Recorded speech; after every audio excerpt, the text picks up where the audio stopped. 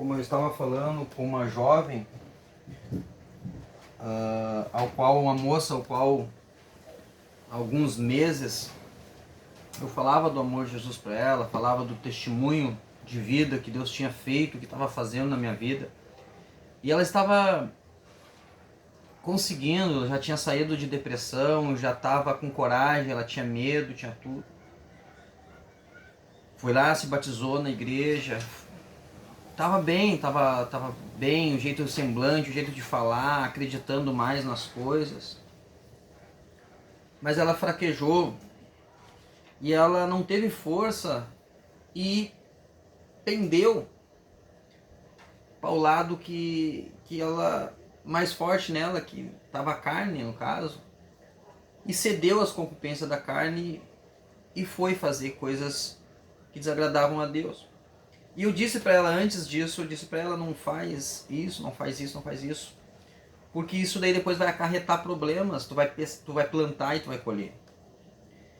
E ela não levou fé e não acreditou. E ela foi lá e fez o que desagradou a Deus. E agora há poucos dias nós estávamos conversando e ela chorando e reclamando e dizendo que a vida dela tá isso, tá aquilo. E dizendo que não aguentava mais, que ela tinha errado. E eu disse para ela que ela comentou dizendo que eu estava tão bem, tava começando a ficar boas coisas e eu ratei ela falando, eu errei. E ela reclamando que não tem força, que não consegue, que não pode.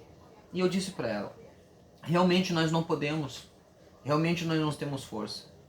Mas quem nos capacita, quem nos dá força é Deus. Ele que nos dá o alimento, a direção ao qual devemos ir, ao qual devemos seguir. E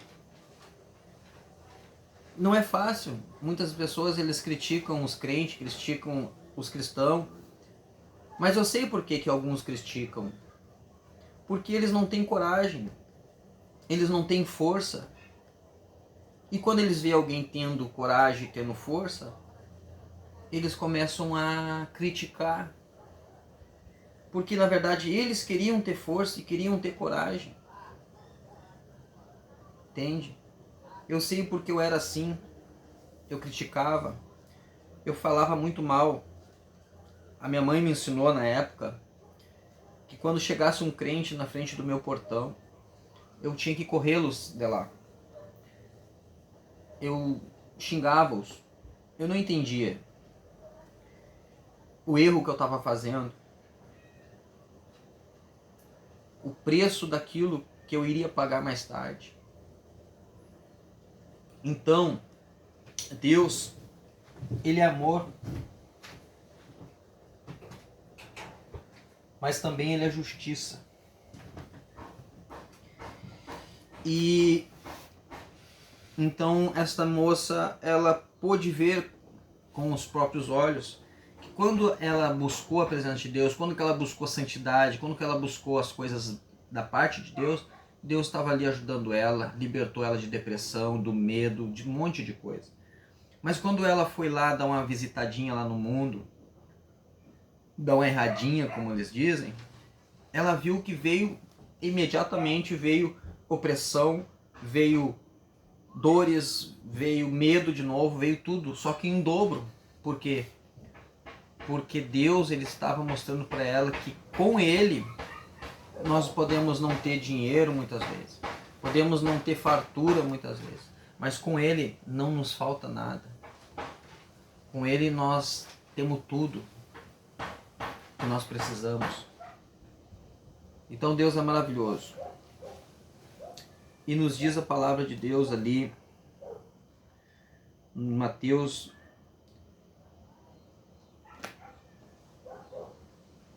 capítulo 2, versículo 23.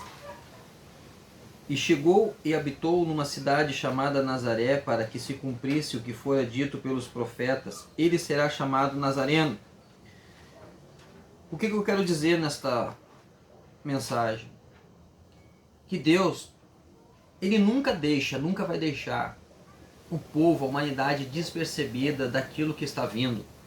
Por exemplo, quando ele enviou o profeta Isaías há muitos anos antes de Jesus Cristo, de João Batista virem, ele trouxe Isaías para que fosse juiz naquela terra, que trouxesse o arrependimento, que trouxesse o ensinamento. Por quê?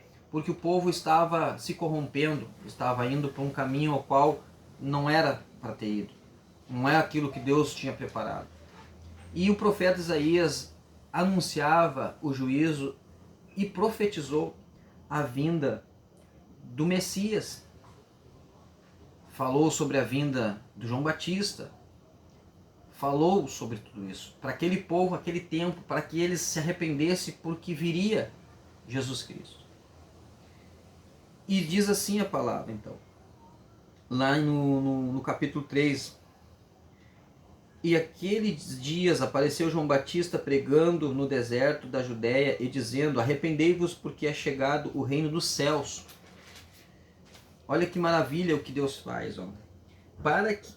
Porque este é o anúncio pelo profeta Isaías, que disse: voz do que clama no deserto, preparai o caminho do Senhor, endireitai as veredas. Então Deus sempre fez questão de conduzir o povo para um caminho de salvação e não de perdição. Mas o povo sempre fez questão de se corromper, de fazer o mais fácil, de fazer aquilo que queria. Mas não é assim que Jesus fala. Ele diz que eu sou o caminho, eu sou a verdade, eu sou a vida. Então ele quer que nós sejamos da forma que é certa, correta, e não da forma que a gente quer. Então, mais lá na frente, no capítulo, em Mateus 4, capítulo 1, só para não ficar só nas minhas palavras, que Jesus disse que o profeta Isaías tinha dito, né, que viria e veio. Assim como hoje em dia muitos profetas estão dizendo: Jesus está voltando, como naquela época Noé também. Noé, 200 anos lá pregando e dizendo: Jesus está voltando, ele está dizendo, vai vir um dilúvio, e Deus vai acabar com todos, assim, arrependam-se, e ninguém deu ouvido naquela época, na época de Isaías e na época de todos os profetas, ao qual Deus ia até aquela cidade ou aquele lugar, anunciava o arrependimento para que ele não destruísse com aquilo tudo. Alguns se arrependiam, e os que não se arrependiam, a cidade vinha abaixo, como lá na Babilônia, né? Que Deus enviou um anjo lá, né? E destruiu com aquela cidade. Mas antes de destruir, foi lá e resgatou a família lá de Ló.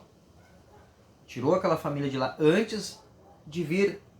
Enviou anjos lá e disse assim: olha, sai desta cidade, porque vai vir um juízo sobre ela. Porque este povo foi rebelde, este povo desobedeceu à voz do Senhor, e Deus vai acabar com essa cidade. E Deus faz isso mesmo. Porque Deus não quer saber de quem não quer saber nada com Ele. Entendeu? Se tu quer saber de Deus, se tu quer se achegar a Deus, Ele vai se achegar a ti. Mas se tu não quer nada com Deus, Deus não tem compromisso com quem não tem compromisso com Ele. Isso é a palavra de Deus que diz, entende? E só para finalizar, o que diz a palavra de Deus: arrependei-vos, lá em Mateus 4 primeiro. Jesus, porém, ouvindo que João estava preso, voltou para a Galiléia e, deixando Nazaré, foi habitar em Cafarnaum, cidade marítima, nos confins de Zebulon e Naftali, para que se cumprisse o que fora dito pelo profeta Isaías, que diz: a terra de Zebulon, a terra de Naftali, junto ao caminho do mar, além do Jordão, a Galiléia das nações, o povo que estava sentado em trevas viu uma grande luz, e aos que estavam assentados na região da sombra da morte, a luz raiou. Desde então começou Jesus a pregar e a dizer: arrependei-vos, porque é chegado o reino dos céus. Antes nós tínhamos visto que João Batista tinha vindo preparar o lugar para Deus, para Jesus, e ele disse a mesma palavra: arrependei-vos, porque é chegado o reino do céu. Isso foi profetizado há muitos anos atrás, né? Mas quando Deus falou em arrependimento, né, falou para o povo desde Noé e foi falando, o Jesus Cristo, quando chegou e disse arrependei-vos, ele não quis dizer arrependei-vos por ser um Deus mau ou um Deus que estraga prazer, não. Olha por que ele disse que queria que se arrependêssemos. Porque ele sabia que mais na frente ele iria dizer assim, ó, bem-aventurados os pobres de espírito, porque deles é o reino dos céus. Bem-aventurados os que choram, porque eles serão consolados. Porque Deus, sabendo da intenção do homem, ele foi preparando sempre alguém para anunciar as boas novas. E nesta vez chegou a vez de Jesus Cristo, porque ele não tinha quem mais enviar. Ele disse assim, a quem enviarei? E Jesus disse, eu, envia a mim. Eu vou lá, vou ver o que está acontecendo, vou levar a salvação para aquele povo. E o que aconteceu? Se cumpriu, e sempre se cumpriu. E tudo que está escrito nesta palavra, tudo que está escrito dentro desta mensagem, tudo Deus cumpre. E como ele vai cumprir a vinda dele?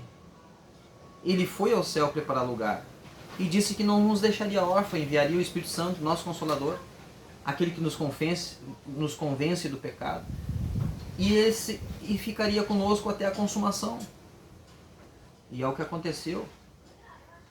E o que eu quero dizer?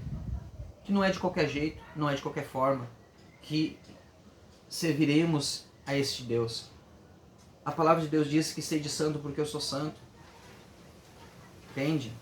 Então por que eu quero compartilhar um pouquinho desta mensagem aos meus amigos, irmãos? Porque quando eu estava lá no mundo, eu compartilhava coisas errantes. E hoje eu estou num caminho certo, no caminho da salvação, eu quero compartilhar aquilo que é certo.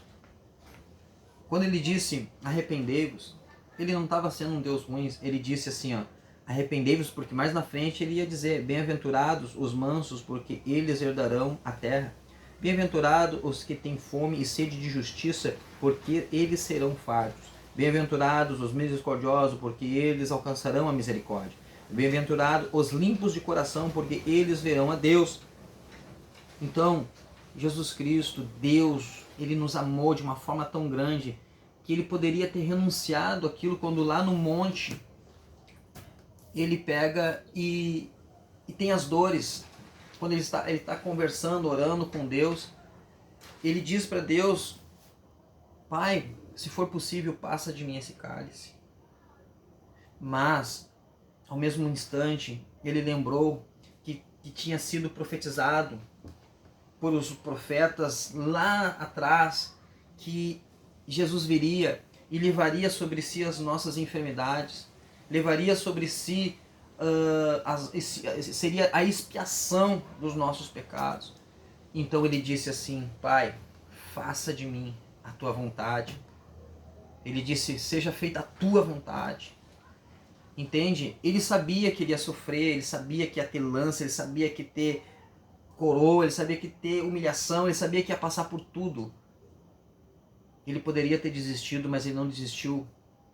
E por que muitas vezes nós, vem uma luta, vem uma coisa, outra, a gente já para, a gente já desiste, né? É complicado. Então, só para finalizar, e bem-aventurados sois vós quando vos injuriarem e perseguirem e mentindo disserem todo mal contra vós por minha causa. Exultai e alegrai-vos, porque é grande o vosso galardão nos céus, porque assim perseguiram os profetas que foram antes de vós. Esta mensagem no final é que me deixa alegre e triste ao mesmo tempo. Triste por saber que todas as gerações vieram profetas vindo de Deus, anjos de Deus, para anunciar o Evangelho, para anunciar a salvação, como Jesus veio para os seus e os seus não os aceitaram, não quiseram.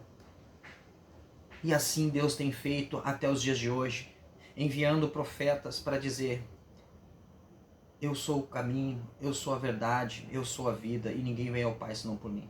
E ele diz a forma em que nós devemos ser.